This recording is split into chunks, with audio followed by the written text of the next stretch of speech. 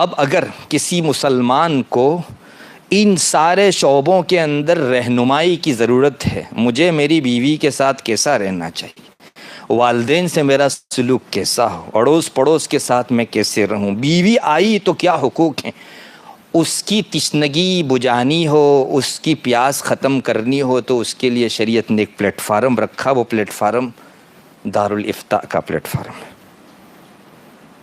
اسلام میں دارالافتاء کا مقام کیا ہے؟ ان سب تمہید اور پرستاونا کے بعد آپ سمجھئے، ایک تو سارے احکام کو اس نے عبادت بنا دیا، جنت جہنم سے جوڑ دیا۔ یہ دارالافتاء ہے جہاں ایک مسلمان اپنا پرسنل معاملہ رکھے گا اور کہے گا کہ مجھ کو شریعت اس بارے میں کیا رہنمائی کرتی ہے، مجھے کیا کرنا چاہیے اور کیا نہیں کرنا چاہیے، میں سیل پرچیز کر رہا ہوں، یہ طریقہ شریعت میں ویلڈ ہے یا ان ویلڈ۔ الحمدللہ اتنے باریک احکام ہیں، اور حنفیت کا دائرہ تو اتنا وسیع ہے کہ علامہ شامی جیسے ذمہ دار آدمی نے کہہ دیا قیامت تک آنے والا کوئی مسئلہ ایسا نہیں ہے جو حنفیت کے فقہ کی کتابوں کے اندر لکھا نہ گیا۔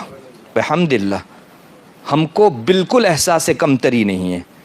اگر کوئی شخص 4 سال کا سوچتا ہے، شریعت نے قیامت تک کا سوچ دیا اور دکھا دیا ہے ہم کو، کوئی مسئلہ ایسا نہیں۔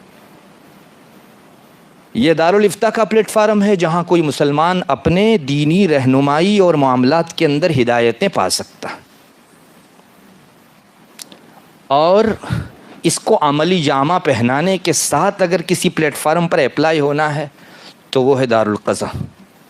میں اپنے آپ کو حوالہ کرتا ہوں، میرا اور سامنے والے آدمی کا ڈسپیوٹ شریعت کو سونپتا ہوں، وہ جو حکم کرے باحوالہ آیات، حدیث اور فقہی آرٹیکلز کے ساتھ میں سر آنکھوں پر چڑھاؤں گا۔ عملی جامہ پہنانے کے لیے آدمی کسی پلیٹ فارم پر اپلائی ہوتا ہے، وہ ہوتا ہے دارالقضا۔